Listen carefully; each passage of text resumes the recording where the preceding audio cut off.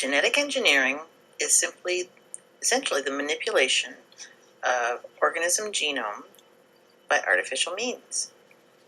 We use genetic engineering and have used it for thousands of years. Biotechnology is simply the use of an organism or a biological system to produce commercially or industrially important products. If we go back thousands of years, some of the first biotechnology involved the production of beer and bread. In fact, those two food substances are quite interrelated in their manufacturing, even in ancient times.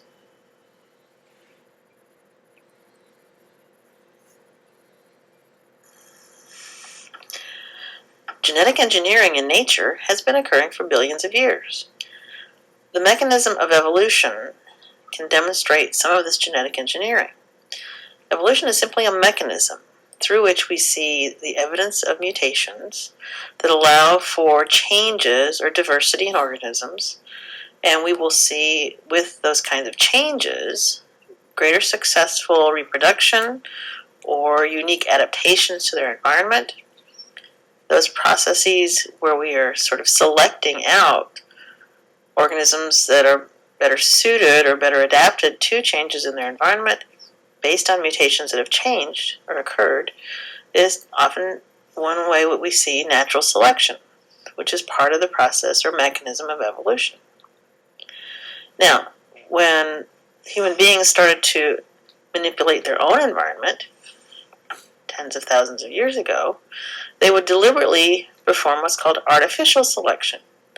That's part of how we've managed to domesticate animals and plants for use as sources of food. More recently, we've developed technologies that allow us to work at the molecular level with DNA and establish artificially recombinant DNA structures that can allow us to manipulate organisms at the molecular level and create alternatives to enhance or speed up artificial selection.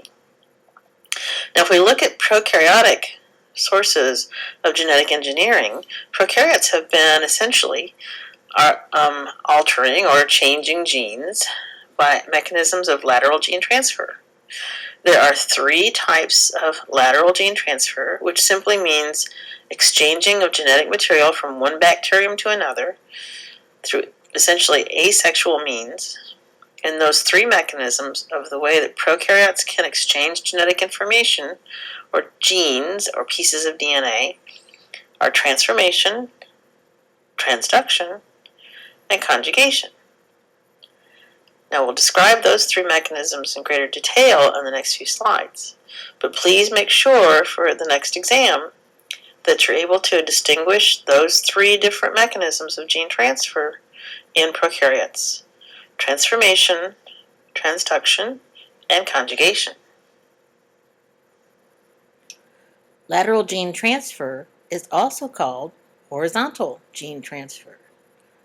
Two different descriptions for the same process of either using transformation, transduction, and conjugation to exchange genetic material between cells.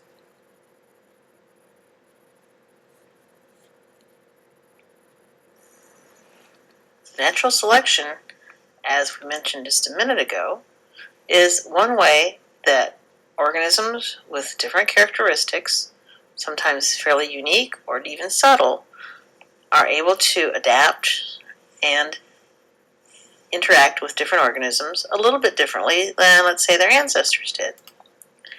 So natural selection is a natural process.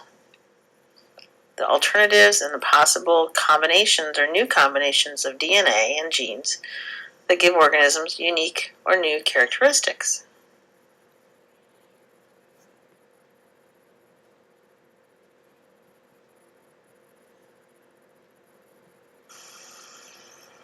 More than a century ago, scientists really didn't have any clue where the source of hereditary material inside of a cell occurred.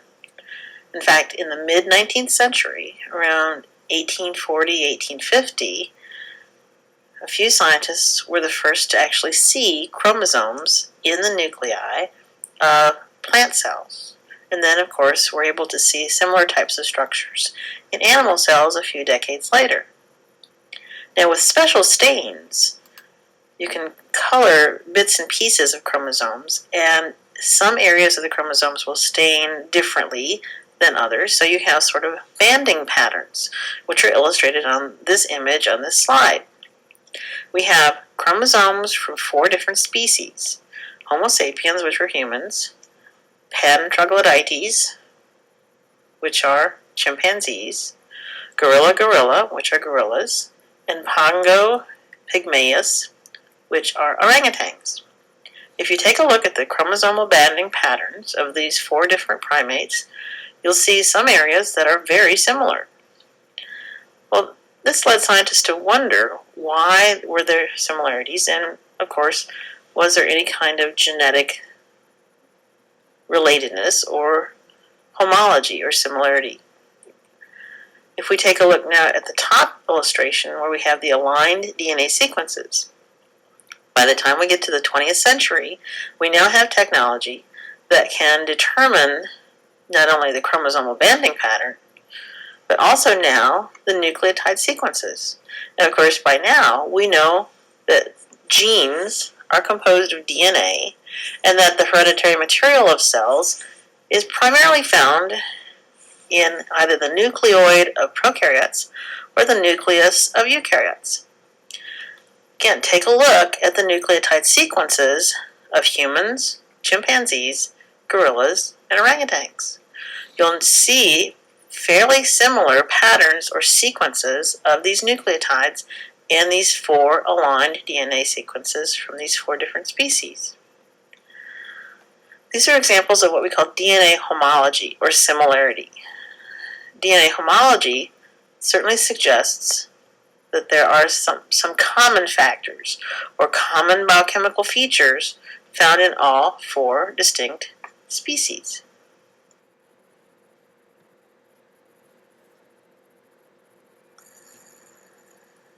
Probably between 10 and 15,000 years ago, ancient ancestral farmers, well, what we'd call farmers today, but people started to artificially or deliberately select certain kinds of plants and animals to use and grow as a source of food.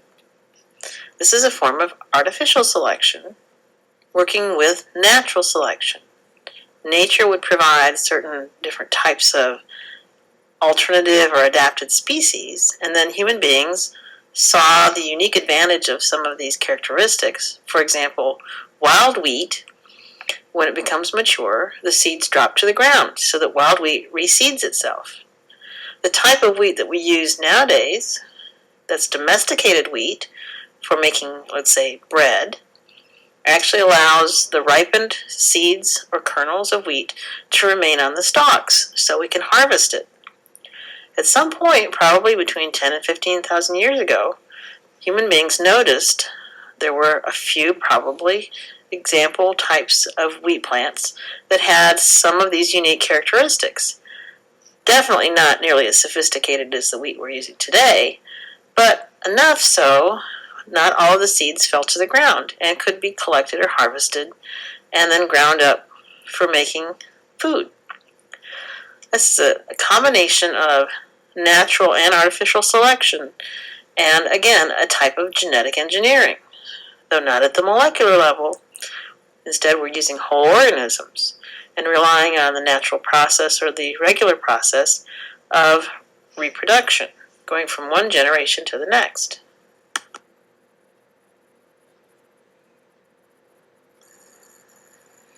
The biggest problem with using artificial selection, as our ancient ancestors did, was that we had to rely on the typical growth and reproduction cycle of the whole organism, the plant or the animal that we wanted to manipulate genetically to encourage certain kinds of characteristics. Maybe an animal had more meat on its bones or larger skeletal muscles. Again, things like the wheat. Selecting plants and seeds from those plants that had the ideal characteristics that we wanted or desired in that food source. But we have to wait, or we had to wait, for the typical growth cycle. So it took a lot longer, essentially trying to perform artificial selection on whole organisms. So human beings have desired a faster way of manipulating that kind or those kinds of characteristics for quite a few years. In fact, probably thousands.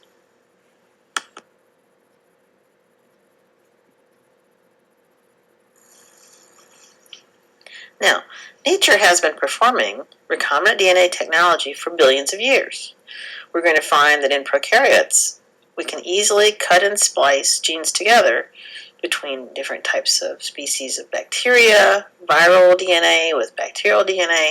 So cutting and pasting genes together to allow organisms to express new characteristics has been occurring for millions or billions of years and is one of nature's tools.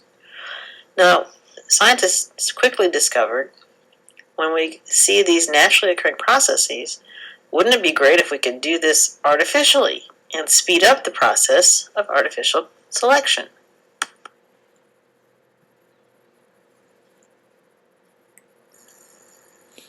Now, for recombinant DNA technology today, we have to essentially perform various different types of tasks. 3 of the key activities or tasks that would need to be performed would be essentially finding the DNA that we want, cutting it into DNA fragments, identifying and copying the ideal fragments or specific sections that we desire or prefer, and then taping them or splicing them in to some type of transport device, like a plasmid. Now, many of these new technologies within the last 20 or 30 years do raise lots of questions, not just scientific questions, but just because we can do it, should we do it? There are social, ethical, legal, and ecological questions, some of which have been answered or addressed, and some that are still being debated even today.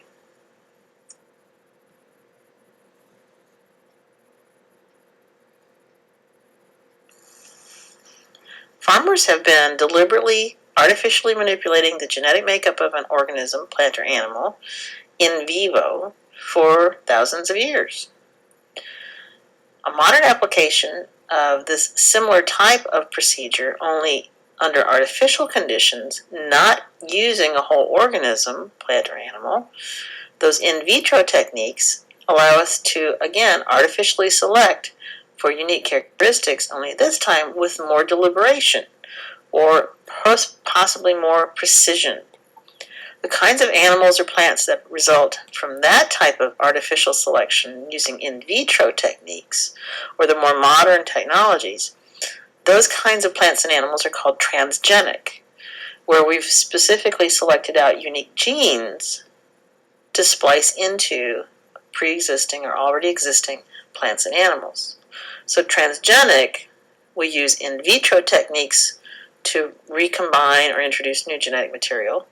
Farmers in vivo have been essentially breeding plants and animals in vivo to do the same kind of thing, but with less precision than the in vitro techniques.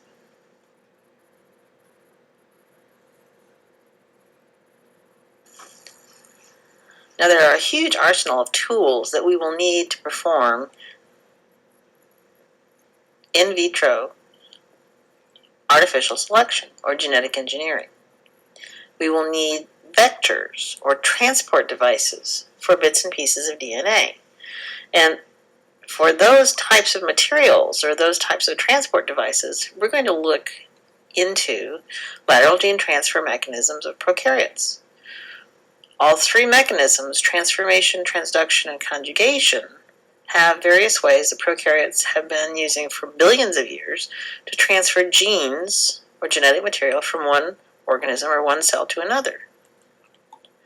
When discovering or working with these prokaryotes, various types of tools have been found that, again, are naturally used by the prokaryotes, but we have been able to select and purify and essentially create a whole new genetic engineering toolbox using chemicals and materials such as restriction endonucleases, We're going to create recombinant DNA using those restriction endonucleases. Once we've created the recombinant DNA, we can manipulate that. There are techniques for the identification of unique DNA sequences. We call that DNA fingerprinting. That's a technology or a procedure that's frequently performed today. There are some unique enzymes in addition to the restriction endonucleases, like reverse transcriptase, that allow us to take RNA and do some unique things with that RNA. And then other kinds of technologies or procedures like polymerase chain reaction are going to all be part of our genetic engineering toolkit so that we can perform in vitro selective engineering or selective genetic manipulation much more quickly and hopefully with much greater precision than our ancestor farmers did using whole plants and whole animals.